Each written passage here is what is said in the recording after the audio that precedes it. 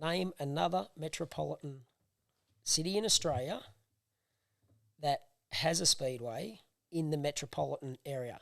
Yeah. Now, logistically, I'm not. When I say that, Archerfield obviously is. It's going. Perth, I'm not sure whether you call Kwinana metropolitan. So for Western Australian listeners, I'm not saying you're not in metropolitan, but when you look at where Eastern Creek is or where Parramatta was, you're in the heart of Sydney. Yeah. Right? As much as people say Western Sydney, you look at and like where we are now recording this over on the Northern Beaches. Yeah. Right? You're not the heart of Sydney. No. We're shoved in a corner somewhere. Yeah, Northern Beaches.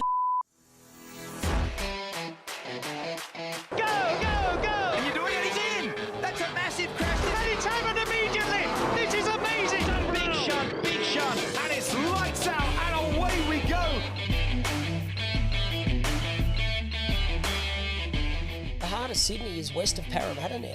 Yeah, because everybody's moving west or southwest or whatever, because you can't develop any further north here.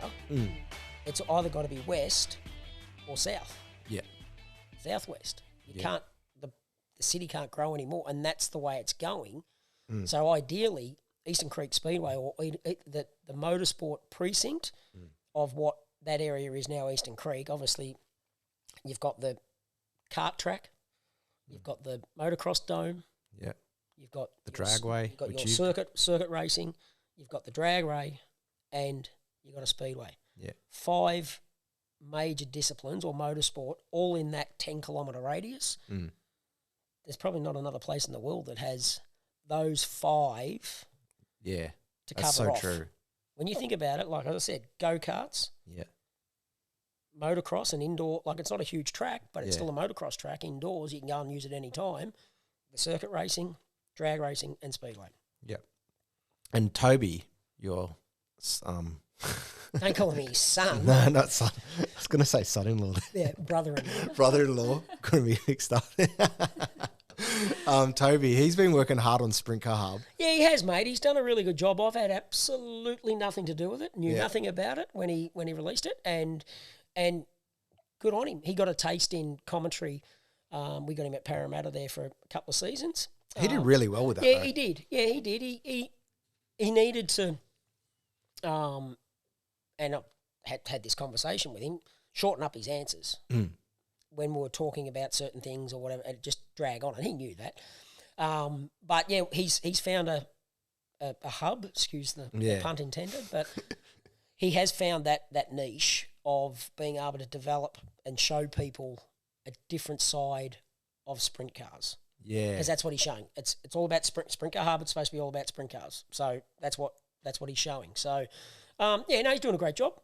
It's his little baby. He's doing it. He's got his mate Matt helping him out and doing a great job. And yeah, they're getting it out there. And because the reason I brought that up is though he was actually trying to show the crowd what the Kellys and the Andersons were trying to do because of the whole, everyone was kicking up a stink online why the track wasn't the way it was.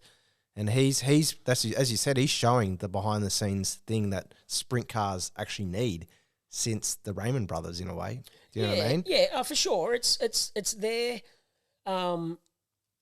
He's given them a voice to do that, and good on him for it. My opinion, they should be doing it on their own channels, on their own Eastern Creek Facebook page or Instagram page or whatever. Yeah. They know enough, and I'm not saying me. It could be Wade, could be anybody. Yeah. But do it on your own socials. Don't use someone else's platform. Do it on your own because you're trying to build up your own people watching or being involved in the sport. But hey, any publicity is good publicity, and that's what it is. And yeah, hats off to Tobes and Matt with what they're doing. Yeah. And we were talking obviously way back about Mitch, and you were saying that he had tremendous talent. Does Marcus remind you of Mitch in terms of the way you've seen him develop really quickly? Well, not really. Or is he just I think Marcus is a whole lot smoother on the racetrack. Yeah, he's very smooth. And I think Marcus has got the bonus of having Mouse as a crew chief, being able to work with him and talk with him, because you got to remember Mouse. Why did Mouse choose him though over like Matt, for example? No, Not sure. That'd be a question you'd have to get Mouse on. Yeah, right. He hates talking, but good luck with that. But Mouse, he's known Marky since he was that high, like 2 years younger, probably even younger than 2 years of age. So they've just got that relationship and whatever. And he was crew chief for Max, wasn't he? Mouse, yeah. Yeah, okay. Yeah. And Max and obviously the Valvoline thing, did that come through, Valvoline Speedway come through the Dumsney family for that period of time? No, I think Valvoline had always been a sponsor at the track, at the venue. And then it just grew. And I don't even know what year or who the promoter would have been. I'm guessing... I'm guessing it was probably when Barry Waldron took over. Yeah. When it changed to Valvoline. Yeah. I think it was 2013, 2014. It would have been, around that then. Yeah. I'm terrible with dates, first to admit it. It's just, they all flow in. Yeah. Did Waldron and those was it those promoters and even the consortium, did they decide each American group of drivers to come into the Speedway? Yeah, they decided. So they were the ones that were getting the ones in, really, essentially. Yeah, the promotion, they're the ones that pay to bring Americans out and whatever. Yeah. But then there's teams out there that go and do a deal with a driver and bring him out. And like Dyson and Macedo. Yeah, exactly. Yeah. So it's just, some people have got the money to be able to do it and others don't. And then the track will decide, well, hey, we're going to bring someone out and do a deal on whatever the deal may be, where they might pay them an appearance fee and then they get no prize money. It's just, whatever they want to. Yeah. Whatever they want. So how's that work? What, you get an appearance fee and then you get... So different deals. You don't have to mention the money. Yeah, no, there's different teams or drivers that they'll come out and so they have their airfares covered. They'll want to stay at a hotel or they're happy to stay with the family or whatever, whichever way it works. And then they might say, all right, you might be here for 4 weeks and I'm going to give you $10,000 and it'll be $10,000 US. Then you get no prize money. Yeah. Or they'll come out and they might get a couple of $100 a week plus prize money. So then the cut might be 60-40. So the driver gets 60 and the car owner gets 40, or it might be 30-70. The driver gets 30 and the car owner. It just depends who it is. And it just comes back to whichever deal they want to do. I know one driver, and I won't say a name, but he cut a deal where he went a certain amount for the time he was here, and then he won a shitload of races, and it cost him money. Yeah, right. So if he had gone the deal of taking a cut of the prize purse, he would have made more money. Yeah, right. Jeez. See, that's motorsport. That's the thing, though. In circuit racing, as I was saying to Brooke the other day, so Formula Ford has their own festival that they're having this year, and we're getting I think it's like $1,000 for first and 800 for second and 600 for third or whatever. But we hardly get any cash prize. So that, in my way, doesn't get the guys' cars out of the shed. Do you know what I mean? But with sprint cars, that's why I'm so addicted to it. I love the fact that they've got the prize money, the entertainment thing, as Brooke was saying, that just entices people to watch it. Do you know what I mean? That's the difference between Speedway, which is why I'm so intrigued and I brought you on, to the stuff that I normally get guys who are from the tar thing. Do you know what I mean? Yeah. And it's funny how it works. Like in America right now, right? Up in Washington at Skagit Speedway. 3-night show, $10,000 to win the first night, $10,000 to win the second night, and it's $26,000 to win the third night. Yeah. And then that pays right down the line, though. That's just the winner's share. Then obviously you look at what Eldora do. They've had a couple of huge shows this year. One paid $175. The Knoxville Nationals pays $175, whatever it is. There's huge money in America. Our biggest paying race that we've had is obviously a $50,000 winning race in Australia. I believe the Grand Annual Sprint Car Classic in January coming up. That's $50,000 because it's the 50th running coming up. So the money's there, but it's as any motorsport team will say, if you want to make $1 million in running motorsport, you need to start with 5. Yeah. That's you're never going to make money out of it. Nah, you're going to lose money all the time. And Speedway and probably the biggest thing with Speedway competitors, in general, some of them think that they are World of Outlaws drivers or F1 drivers or V8 supercar teams or whatever like that. And good on them. It's their money. They're doing it. Well done. Congratulations. Yeah. But we're a hobby. Yeah. You're a hobby racer, weekend racer. There's only a handful of professional speedway racers in Australia. Yeah. And in America, there's only I guess the World of Outlaws. They're the there's probably a whole lot more in America for sure, but it's look at the amount of people that live in America compared to what live here in Australia. Can you tell me a bit of your background with when the World of Outlaws, we were talking before about the World of Outlaws in America, they actually came here once, was it to Sydney? It's probably more. I'm going to say 4. Yeah. It might be more. As I said, dates and remembering that kind of stuff I'm shocking for. The first year was 2004. I didn't come to it, and I told Brian Healy, because he was the one that did it once I built a relationship with him. I said, Brian said to me, did you come up for 2004? I said, no, mate, I wasn't coming up for that. And in his accent, I like, why not? And I'm like, mate, if I want to see the Outlaws, I'm going to go and see them in America first, where they've got the transporters, their crews, everything. They've got all their stuff to make it work. And he goes, that's bullshit. And I said, well, no, that's what I thought. So, that's when I went over in 2005, seen it, and then, obviously come back and started announcing at Parramatta, and the rest is history. And just to meet those guys. Did they all come out here, though? Not all of them. There was about 14 of them or something, I think there was. Yeah, right. So it's kind of like a curtain raiser in a way. It wasn't really like a World of Outlaws. No, it wasn't. No, it wasn't a series points event. So that's where I got confused. Yeah, I think they tried to make it that. I may be wrong. Maybe one year might have had points on it, but I don't think it did. Yeah. Because it's a huge logistical thing to do. But just really cool to be able to see those guys and get to know them and call quite a few of them mates. That's the really cool thing about it. Like Paul McMahon has just retired. Raced his last weekend at Placerville last weekend. Done, no more racing. And Paulie, he's just a ripper of a bloke, and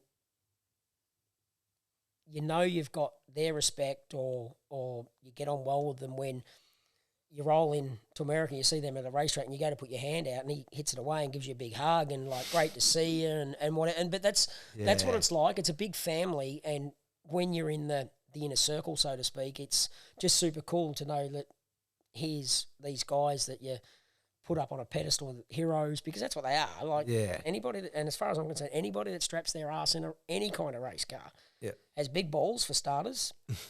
And even if it is a female, and I say that respectfully, she's got big balls too, because you need to have them to drive a race car. Yeah. There was one weekend, which I said to Brooke ages ago, it was on my social media, there was one race in America where like 5 or 10 females had qualified at the front. I can't remember. It was a midget race. Yeah, right. In the qualifying, top 4 were all young ladies. So I said to Dan, I want to see more of it. In saying that, it's like you said, I've got nothing but respect for Speedway. When Dan took me there, I was like, holy shit. I thought, how the hell do you have it in you to, and just to keep focus going around and around. But I'd love to see more women out here doing it as well. Yeah, it is. It's a unique thing, and I'm the first to admit I've never raced a thing in my life. No, not even a go-kart? No.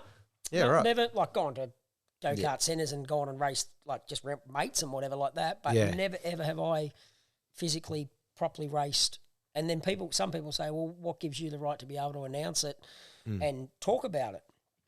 Well, it doesn't give me a right at all, but the way it's fallen, I started announcing back in 1996. Yeah. And we're now 2022. And you're still here. And I'm still here doing it. So I think I have got some sort of right and some sort of knowledge to be able to talk about what's going on over the years. So, but that's just what it is. How did the Dragway thing come about? So through Rusty Gregory, who's the announcer, one of the announcers at Sydney.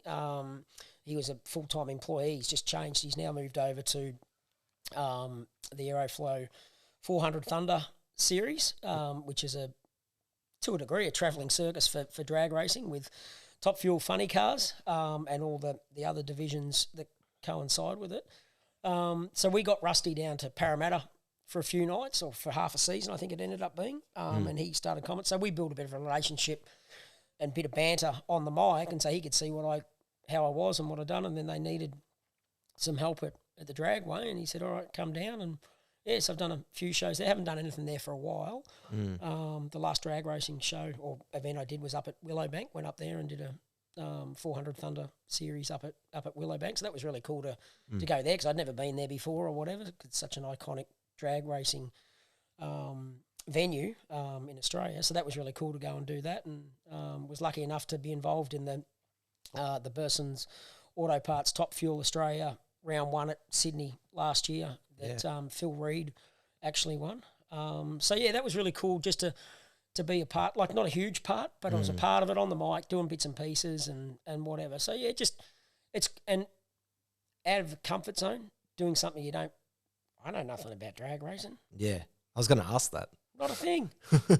Get in the car, pull the belts tight, burn out, bang, let's go, straight line. And that's me having a bit of a joke saying that, but there's a whole lot more to it. Yeah. And it's amazing. And they're no different to Speedway or no different to Formula Ford. Yeah. You're all one big family that you're in that inner circle or whatever. Everybody wants to help each other, or as much as you might be competitors or whatever like that. It works. And the thing I said to Rusty was, mate, the thing I'm enjoying about doing drag racing is I'm going to ask that dumb question. Not that there ever is a dumb question, but I'm going to ask that question that, I don't know, 30% of the fans might be sitting out there, might be always wondered about that, but it's never been asked. Because the people that are up in the box have always been around drag racing, and they know that answer anyway, so they're not going to talk about that.